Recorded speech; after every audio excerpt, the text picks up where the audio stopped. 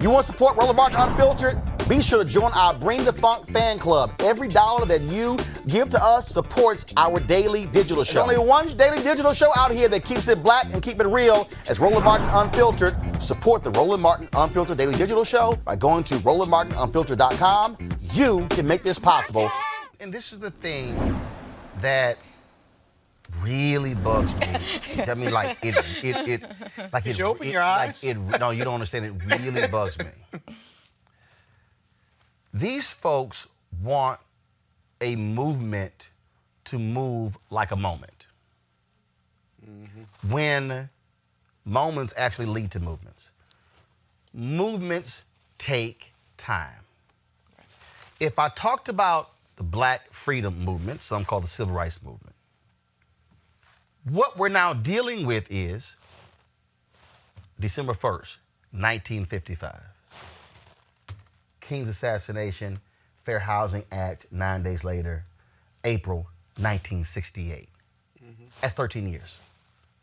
And that's not even the completion of the movement. That's like the core of the movement is 13 years. Sanders runs for president in 2015. It's 2020. It's 5 years. Oh my God! Didn't work. Oh my God! We're not gonna vote. I'm gonna leave the top blank. You know. Well, the difference is they didn't have Donald Trump, who's a major factor in his movement. No, but it's 5 years. Urgency. No, but the whole point I'm making is, in order to build a movement, what you have to do is stop bitching and whining, and stop. I'm gonna take my ball home because I didn't get what I want, and realize, you know what? We got to keep building. We got to keep organizing.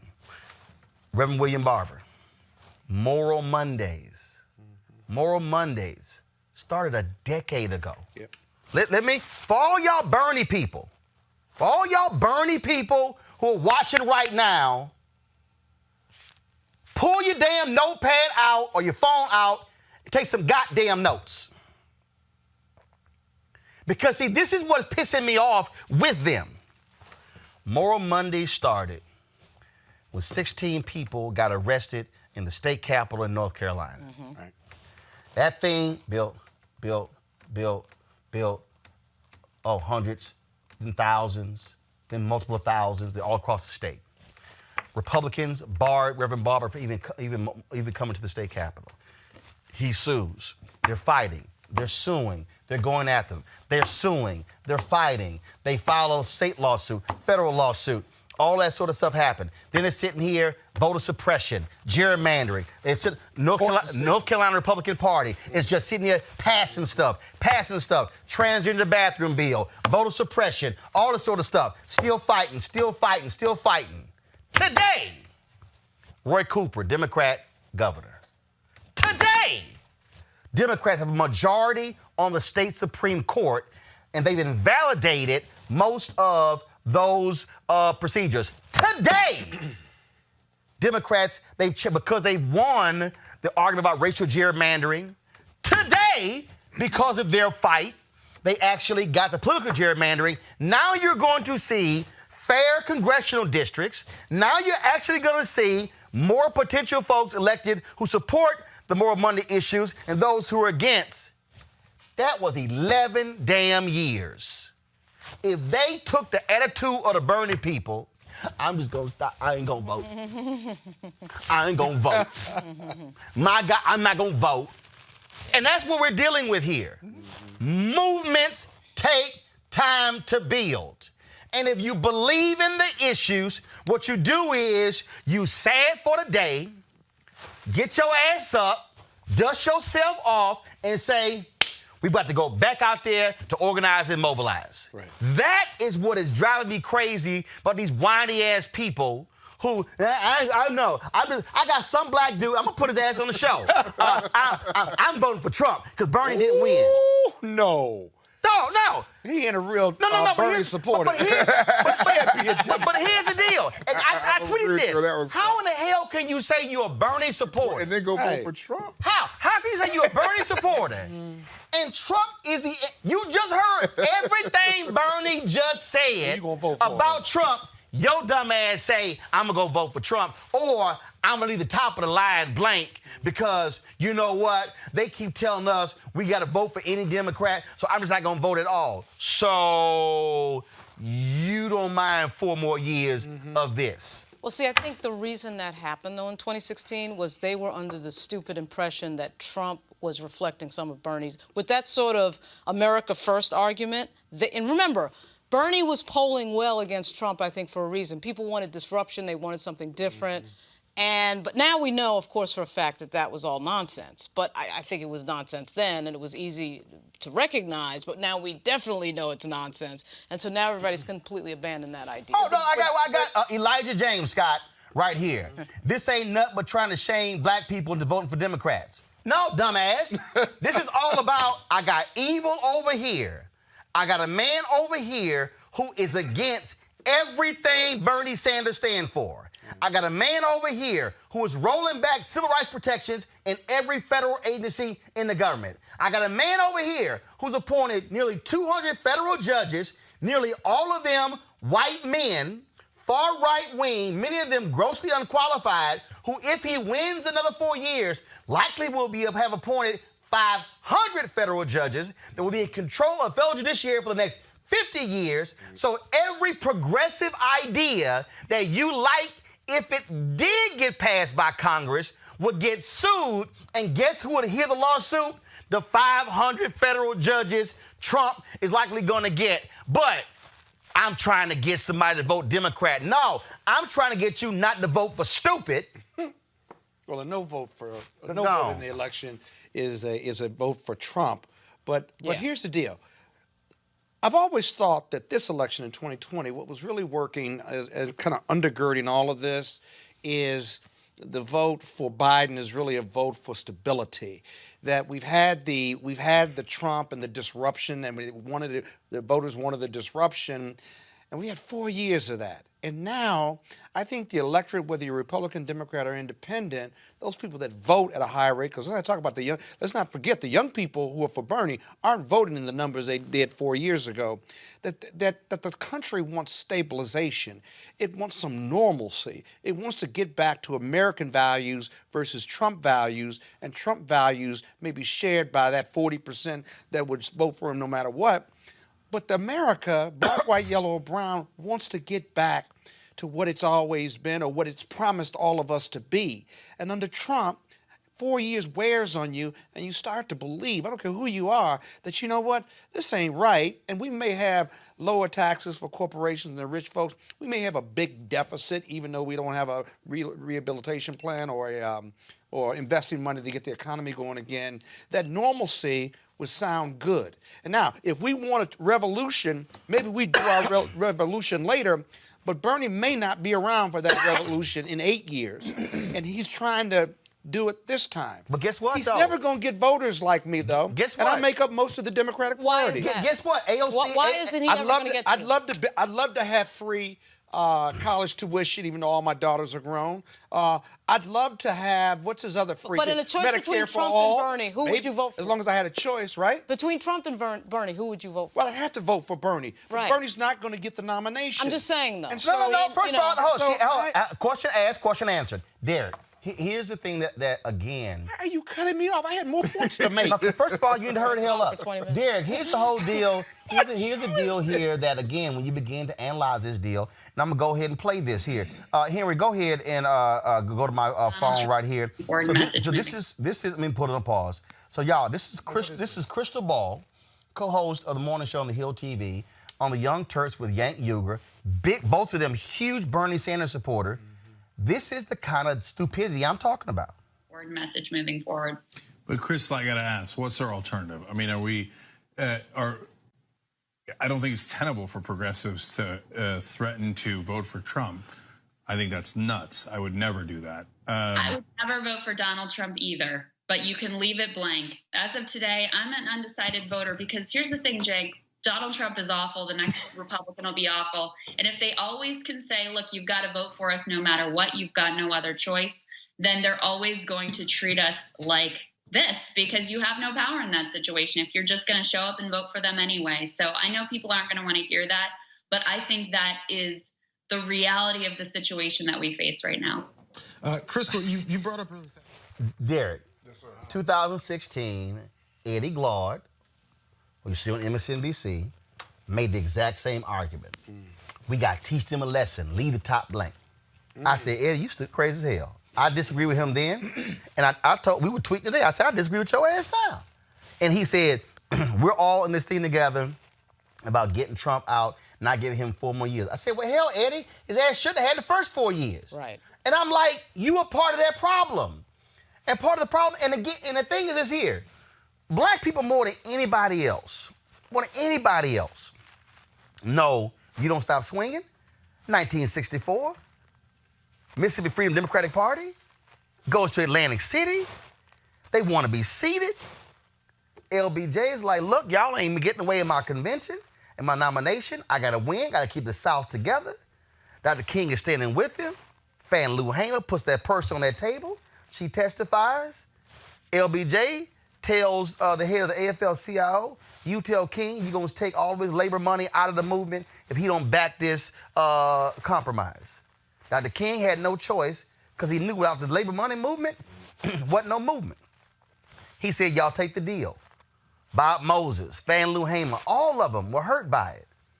Went back home after that angry, but they ain't stop. And that's the point I'm saying. What you don't do is get so pissed off and angry that you stop and then you run home and say, I give up. No, you fight another day. Well, or you give us Trump. That's the problem with these privileged-ass millennials. That's just how they are. Uh-oh. Period. I said it. They all feel like Look they're at the camera. Say it again. They're privileged Look at ass the camera. millennials. The Bernie bros are going to be on you in a minute. In an hour, they're going to be on And that's the problem. That's the problem. Give me my ball, I'm going home. Because everything ain't my way. And so they're going, this girl said it right there. And if Bernie's not on the ticket, I'm going to stay home. That's ridiculous. If your goal is to defeat It's this illogical, president, too. It's illogical. It's illogical. And if the goal is to defeat this man in office, then that's not going to win. That's not going to get you there. But that's Biden ain't going to beat Trump either. You know, the other thing, because this is what you're saying. I think Biden can defeat him. Go ahead. You know what else may be at play? Because you talked about millennials. The millennials will always say to you, what are you going to do for the millennials, right? Exactly. We're dripping with entitlement. And my generation, I'm at the end of the greatest generation, or the baby boomers. I'm right at that end. We've always asked, what can we do for whatever the movement or initiative is? And that's a very important distinction, because that mentality of entitlement means we owe them something. Exactly. And we don't owe them anything. Exactly. And you got to go get it if you want it. There are not enough progressives in the U.S. for Bernie to win or for those initiatives to take place. They're not. He's tapped out. He's maxed out with the number Millennials have a different paradigm. Go ahead, Lauren. Go ahead. I just Wait, Different Lauren, paradigm go in ahead. terms of what they've dealt with growing up historically. Obviously, the World War II generation had World War II, and the Vietnam generation had Vietnam. And I think it's a different paradigm, quite frankly, when your friends are dying. We have 58,000 Americans die in a war. We have, friends of yours at 18, 19 years old who are losing their life. The millennials haven't really had to deal with that type of life and death issue. Their biggest issues have been economic, like affordability for college, et cetera. And I think that changes the game. When your mortality is standing in front of you and you've got decisions to make based on that, that's a lot different than previous. Nor did they go through the civil rights movement. They didn't go through the civil rights movement. That's right. Really interesting dynamic and difference. Let me say this, and I'm real clear. That is, every generation has his own issues, what he wants to focus on. What I don't do is millennials, y'all this, y'all that. This is very simple for me. This is extremely simple, and this applies to Gen Z, millennials, Gen X, baby boomers. This applies to every voting block. Get your ass up and vote. Period. Let me be clear, y'all. That's it. That is not an attack on any generation. What I am arguing is, if you want to do something, if you want to see something change, you got to get it. What can't happen, which is where I thought you were going, what can't happen is and I've seen these tweets on my timeline. Y'all not taking into account us. Yes, I am. It's us voting. There you go. See, here's what can't happen. Yep. You can't look to me as a Gen Xer and tell me that I need to take you into account, but you don't vote. But you don't do nothing. So what you're really saying is you want me to stand my ass in line. And carry it for you. What you're saying is you want me to show up in the primary and in the general to vote, so you don't. Now, let me be real clear. I am not saying that millennials and Gen Z did not vote. That's not, they did vote. When you look at the numbers, when you look at the available number of Gen Z and millennial, making up 40% of the population, I think those were the numbers. It's one of the numbers I heard, 40%. But making up in some states 6 and 8% of the total electorate, what that means is you're not maximizing your power. So you can't ask somebody else Booyah! to fight my battle if I ain't trying to fight.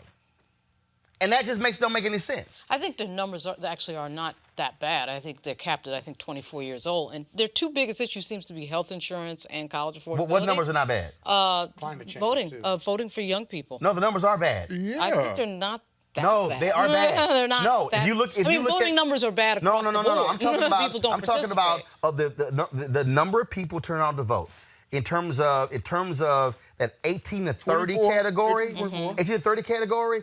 It's been like 6, 8, 10 They don't of show the up. total electorate. You mean and so the problem, statewide or national? No. I'm talking about when in each one of these states. If you go look at those exit polling numbers. So here's the problem. So the problem is you bitching about older voters, but older voters are voting at this level. Yeah. But then you're like, voters but up there, yeah. then right. But the problem is demographic numbers are here. So take youth out of the deal. It's the same thing I've been saying to Latinos for a decade. Don't come in with your demographic numbers. Then look at your voting numbers. So your demographic numbers are, we make up this. But this your demographic numbers, but your voting numbers here. And I keep saying to Latinos, you are never going to be able to maximize your demographic numbers until you maximize your vote numbers. And this is why black voters are the most important voters, because we show the hell up. Yes. Every single time. So And we show the hell up over 90% the Democratic Party. Right. And so what I'm trying to get other demographics are, to me, really sort of meaningless. So what I'm trying to get young voters to understand is ain't nobody gonna save you but you. But you can't keep saying to the 65, you ain't shit because you voted for Biden, but your ass didn't vote. And Biden won. The bottom line is here. This election would look totally different if the young folks who say, I'm with Bernie, showed up. Bernie, let me just go ahead and cut the Bernie Sanders thought they were going to show up. Bernie's entire deal was, I could turn out young voters, disaffected voters, especially disaffected white voters. He was 0 for 3. Yeah. Well, that splits in half. I mean, the white vote splits in half. No. Red and blue. No, it does not split in half. It does not split in half. Since 1964. Yeah, since it's decreased. No. It's decreased. Not even decreased. We know that. Since 1964, no Dems got more than 39% of the white vote. What did white women do with Trump? But left the Democratic Party. No. Listen, no. Follow me here. It's not half and half. It's not half and half. No Democrat since 64 has gotten more than 39% of the white vote. Right. So what I'm saying is, Bernie was saying, my message can bring out disaffected white voters. What I'm saying is there's absolutely no data that shows that actually happened. So one of the reasons why he's losing is because he banked on this group to turn out and pretty much ignored that group, and that group didn't turn out. What group did he ignore? What he promises that movement... He promises that movement would bring others along. No, what did he ignore? I'm serious. What do you mean? What did Bernie ignore? I'm just asking. What did he ignore? Yeah, I'm just asking. Relax. What group did he ignore? Really? Black America. Yeah, really. Bernie Sanders. No, when you seen said his the numbers for disaffected black white, people? I'm talking about for white. I know he ignored black vote. I'm No. saying. Bernie Sanders ignored 45 plus.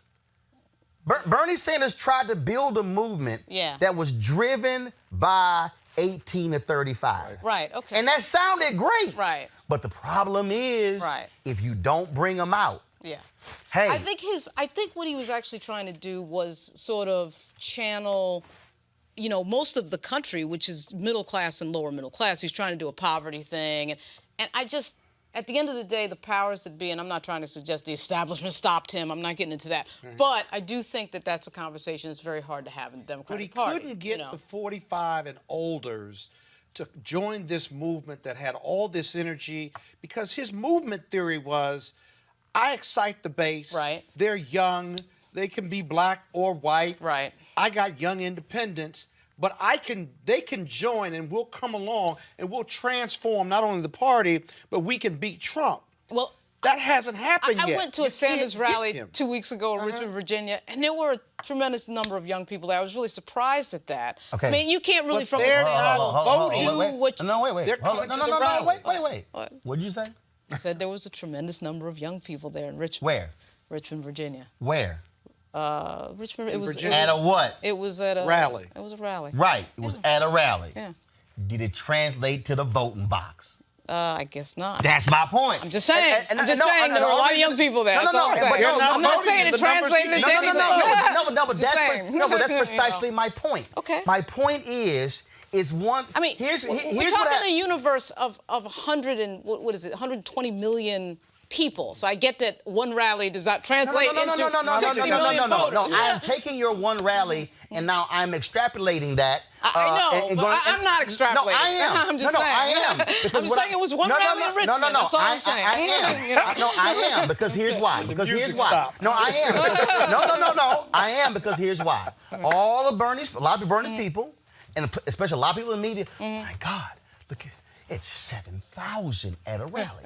It's 9,000. We did that with Obama. We did do that. No. Hold up. Yeah, we did. First of all, hold up. No. We were First like, of all, oh my God. No. Obama didn't have 79,000 at a rally. He had 100,000 in Oregon. Right. That was a whole different ball. No, but follow me here. Let me finish the other point. They were like, oh my God, Joe Kane put in 500 people in the room. Yeah, we did do that. I mean, right, and so but excitement does mean something. No. Follow me here. Energy does mean something. No. Follow me here. But my point is this here: you can have 7,000 at a rally, right? But will 70,000 show up at the polls? And the problem is you got to get them. Yeah. What Reverend Barber and the Poor People's Campaign and what they've been doing, what they have not been doing is sitting here going, y'all need to discuss poverty.